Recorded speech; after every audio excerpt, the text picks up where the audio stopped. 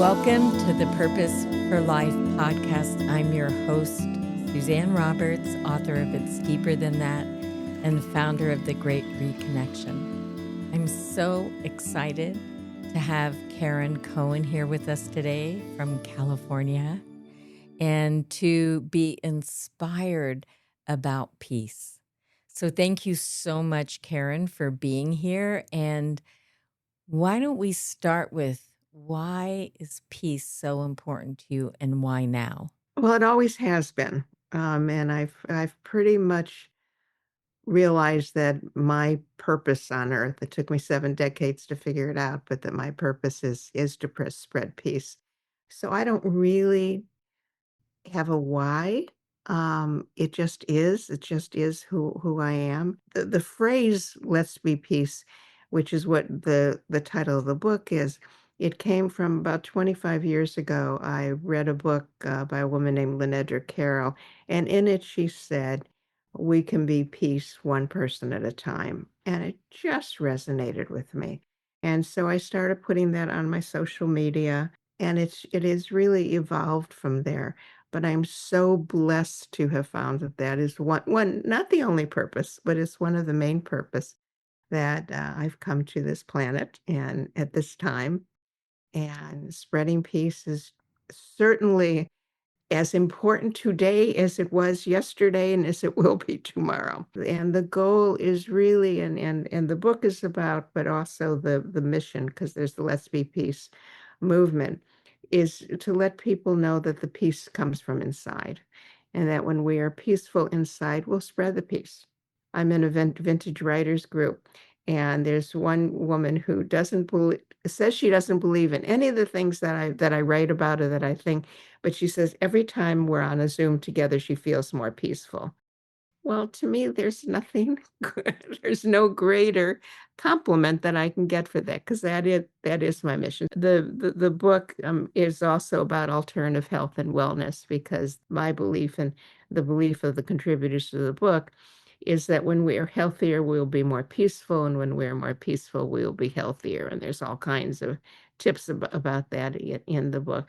But as far as I'm concerned, it's one person at a time, and if somebody feels more peaceful from talking to me or looking at my YouTube channel or, reading the book, a lot of the people who have responded that have read the book said they keep it on their nightstand, because there's 20 contributors to the book, and they all are different modalities that my one of my other purposes is to let people know that we have so many options health-wise, and to explore those options. About 15 years ago, I was with a group. We were attempting to do an alternative health and wellness channel, which hasn't happened yet. It will happen, but it hasn't happened yet. So the book is kind of doing that. It's letting people know, and right now I'm doing a sequel to it called Let's Be Joy.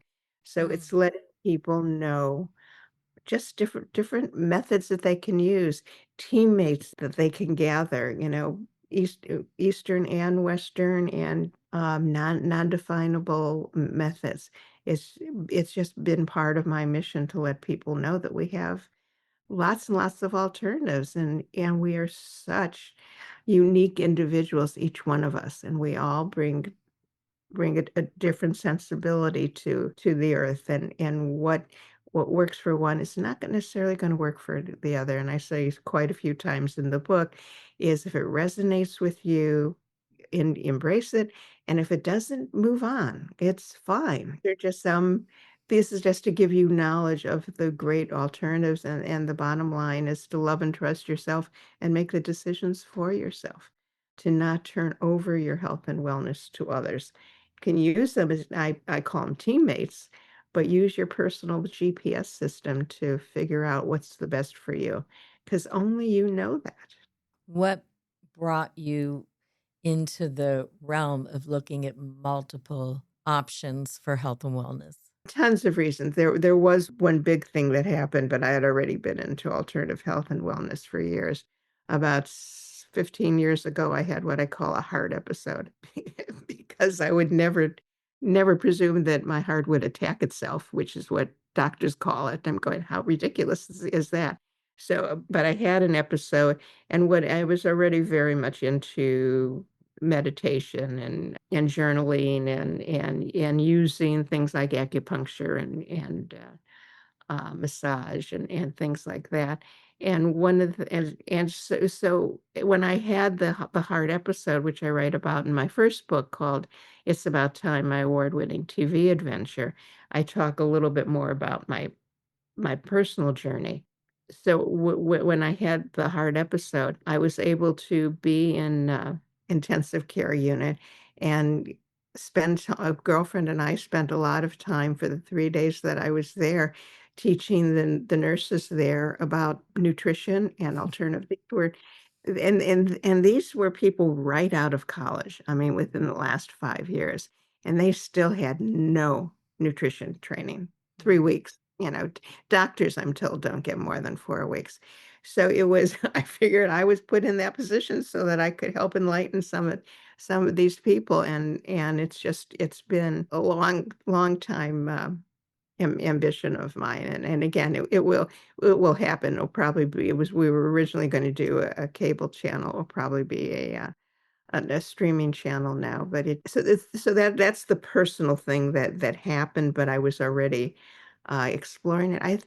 Part of it is just my body kept saying no to anything traditional. I didn't like any kind of pharmaceuticals uh, anything that wasn't natural, so I just was blessed with coming in knowing that. I mean, I ate and drank things that were not healthy for me, and I even smoked at one point in my life, but it became increasingly obvious to me that this is not what my body wanted, Mm.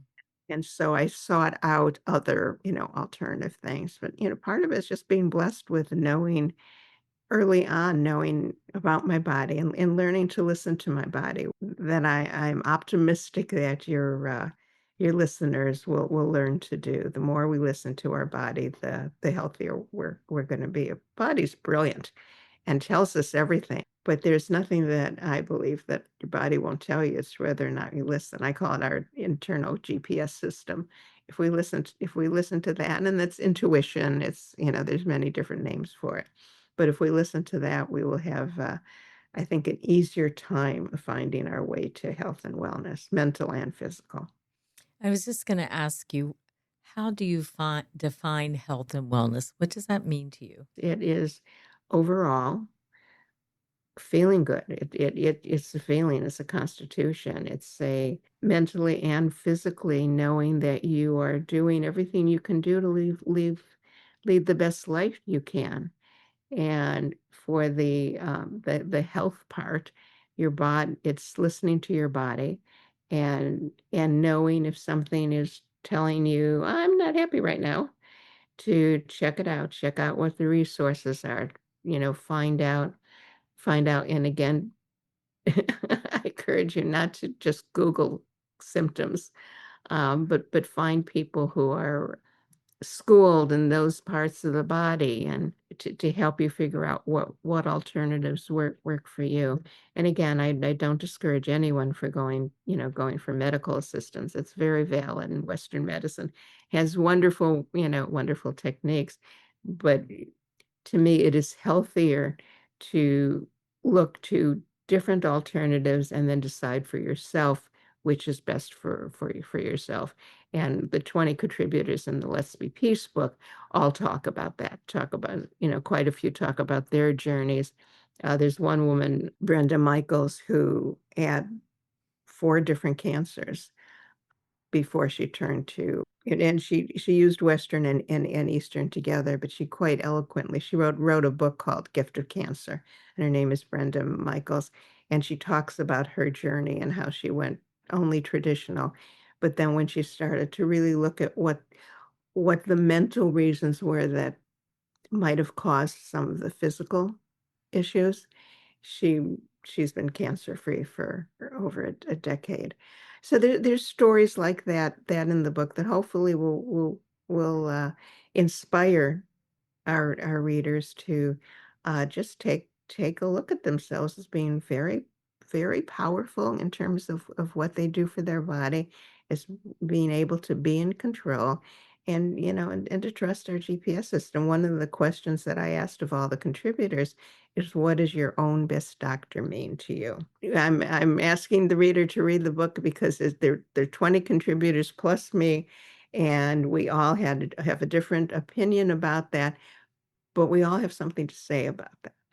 And that's not negating anything, but it's what our own best doctor really taught is about how smart we are and how we really come equipped to create our own health and wellness when we're very conscious about it, and it's by no means an easy path. And I came to it, probably I started coming into the alternative health and wellness in my third decade. So it takes a while, and we in general are still not trained to do that, although there are many more options, and more people are open to it. And one of the things that we encourage throughout the book is to please, use your gut, use your GPS system. If the person, whether it's a Western or Eastern or alternative medicine person, see how you feel when you talk to them. And if you feel good when you talk to them, great. Their advice is good for you. And if you don't, trust that. Trust that that feeling is valid, and that you need to, and you need to find somebody else.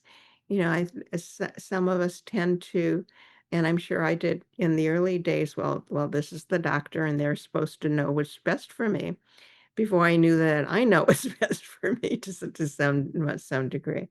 So it's just, and again, most of the contributors say that this several times, to be sure that, because one of the questions that I asked everybody is, how would you recommend somebody to find somebody who does a modality like yours? So it's not necessarily, some of them you could do via the virtually. But if somebody wants to find somebody in their neighborhood, how do they do that? And every one of them said, to trust your gut, to interview them, to find out what they are, and just see how you feel about them. And if you don't resonate with them, go on and to somebody else. I appreciate you saying that. You had mentioned before you were in TV. Yes, And when you yes. were in TV, talk about that a little bit, but were you interested in peace when you were in TV? Not to the degree. I'm an 8-time regional Emmy award winning producer, and that's what the first book is about. And it's about time, because I had been nominated so many times that by the time I won my first one, I went, oh, it's about time. So that's how I got the name of the book. I was gentle. I don't know if I was. It's very funny, because there was once when GE bought NBC from RCA, they went through a battery of questions to all the executives, and a lot of the people that I reported to, not well, a couple of the people that I reported to said I was too nice, and the people that reported to me said, Karen's fair, but she's tough. So so does that says to me that I think that fairness was my version of peace at the time. But did I consciously, I've never enjoyed conflict of any kind.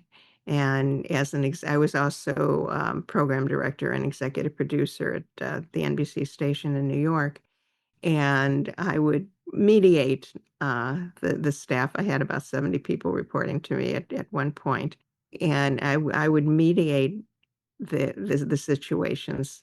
And if they didn't resolve, I did not have, after getting all the information, and if somebody needed to be relieved of their position, I either changed their position or they left. So I think that's where the tough but fair came from. And one of the things I did when I wrote the prescriptive memoir, and it's called a prescriptive memoir because I not only talk about my personal experience, but I explain what a producer does and a director does, and what syndication. So it's called prescriptive because there's some educational parts to it. But for some reason, I just got motivated before I wrote the first word of the book to write to, oh, probably about 50 friends, more than that, 50 friends, relatives, and colleagues, and ask them to send me their memories. And I had no idea how I was going to use it. What I ended up doing was I wrote a chapter, and then if there was a memory, and probably about 40 people responded. That's why I think it was probably about 80 people I sent it to. If what they wrote was germane to the chapter that I wrote, I put it at the end of the chapter. And that was great fun, and a lot of people have commented they enjoyed reading what other people had to say, 'cause, the reality is our memories are our memories, and we all remember things differently. So some of it matched and some of it didn't, and some of it I got a real kick out of, and some of them were a little bit too polite. I jokingly said after I published the book that, I don't need to have any eulogies. I've got them all all in the book. It's interesting what you just said about fairness, and that there was a comment about either you being, well, not either or, but that leveling up thought you were too nice or kind, and leveling down found you to be accountable. So maybe they're both true, that you had fairness with accountability in a humane way. And maybe that's how, maybe not cognitively, but that's maybe how you orchestrated peace and harmony in your own way, one person at a time back then. Thank you for observing that, Suzanne. That's what it feels like, and I really had never thought about it until you asked the questions, so I appreciate that. Well, I think listening to you, you said this has always been true for you. It maybe wasn't in the forefront of your consciousness to be specific about it and write about it and bring it into action. But if we're made a certain way, it's almost like listening to your GPS about your health. If we're made a certain way and we're listening at a certain level, we'll be guided. It maybe not be as fully conscious as what you're doing now. But if you've always been designed this way, there's been remnants of it, like, when they drop the crumbs, like, and you have to follow them or whatever. But it's traceable. Yeah, absolutely, and that reminds me of, I had never really, when I was younger, well, thought about angels and guides and things like that, and, now I'm very much aware of the angels and guides that I have in my life, and there's a woman in the book called Sue Storm, who's, the angel lady, and I heard her on a radio broadcast and ended up she's now one of my closest friends, but ended up working with her. And I learned about my guardian angels and other angels, and I honestly had not been conscious of that. Hmm. But when I look back at it, there's no question, and I do talk about this in the memoir and a little bit in the Less to Be Peace. When I look at the twists and turns of my life, obviously, there was some help. I might not have realized it, but there was help along the way. A friend of mine, who's I think it was Susan Kennard, who's also in the book, who's an extraordinary Metaphysician. metaphysician, thank you, um, that said that we all have different paths where we may journey out of this earth plane. And one of the things I wrote about we have different times and we make different decisions. And one of the things I read about in the memoir is that there were three distinct times where I could have crossed over and didn't. And I believe those were choices. And I don't plan on going anywhere for another 50 years or more. But it was acknowledging that those things were turning points in my life and could have gone one way or the other. So was it my decision only? Was it angels and guides saying, "Hey, why don't you stay around a little bit longer?" I don't know. But when Hmm. I had the heart episode, I was working with a company called Premier TV, and which I still do work for. And when they called the paramedics, and I'm in the gurney being moved to the elevator, I said, "Well, I don't really think it's my time. If it is, it's okay, but I don't think it is." So I've had that consciousness and that was almost 20 years ago now. So I've had that consciousness Mhm. for a very long time. One of the things that I thought was beautiful that you said, when I got to the ICU, I got to, Oh, yeah. right? Like instead of when I got to the ICU, I think that is such a great reframe in any situation we're in. What's our opportunity to serve or to be on Absolutely. purpose? It doesn't matter what the domain is. And I loved when you said that. And I also appreciate listening to you that you're not pushing peace. Mm, can't That be.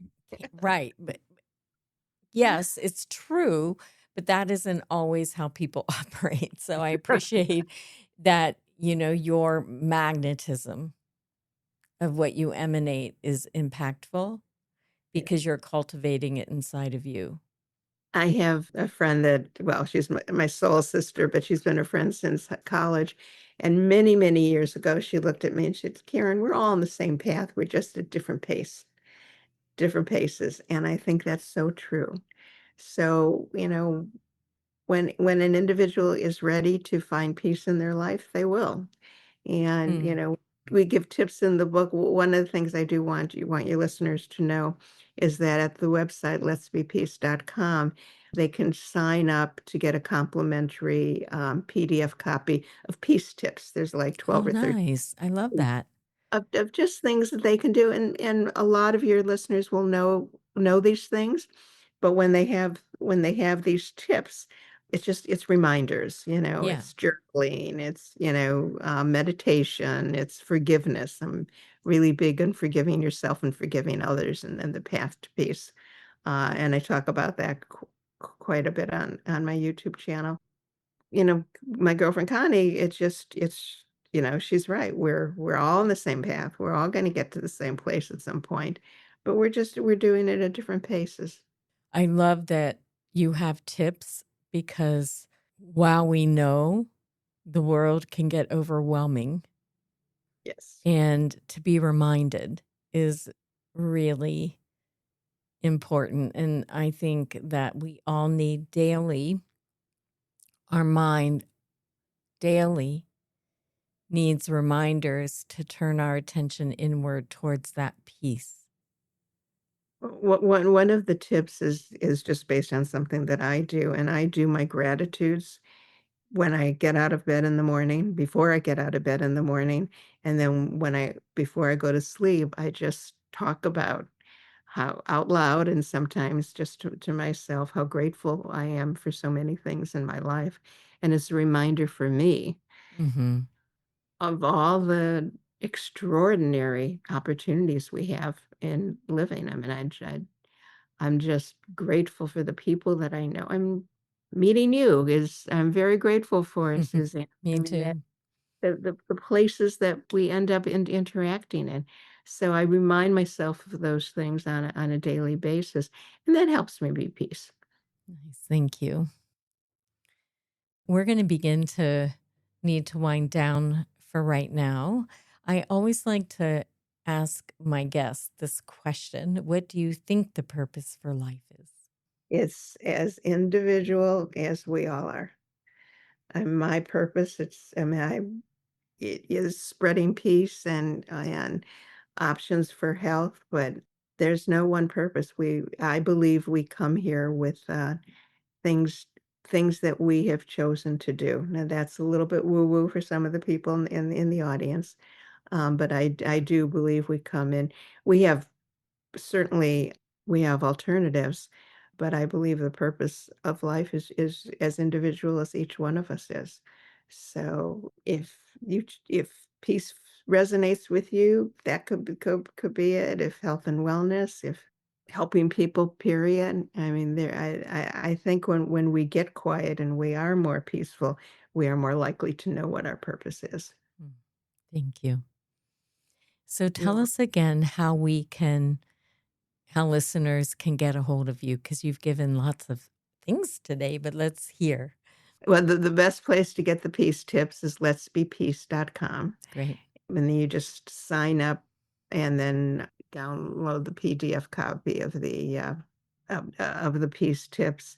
I have a YouTube channel.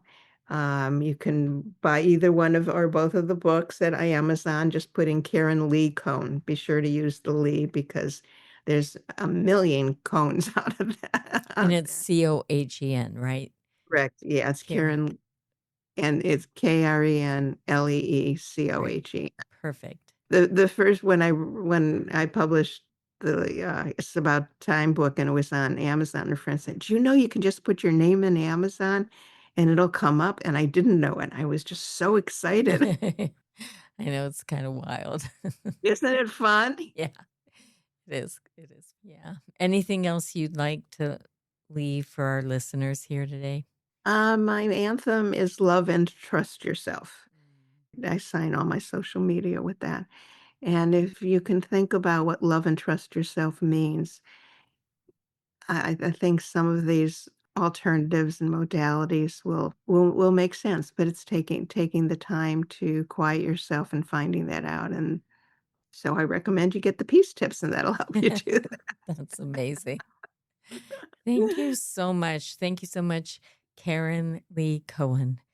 Oh, Let's Be Peace for being here today on Is the Purpose for Life podcast. it's my joy. Thank you so much, Suzanne. You're welcome.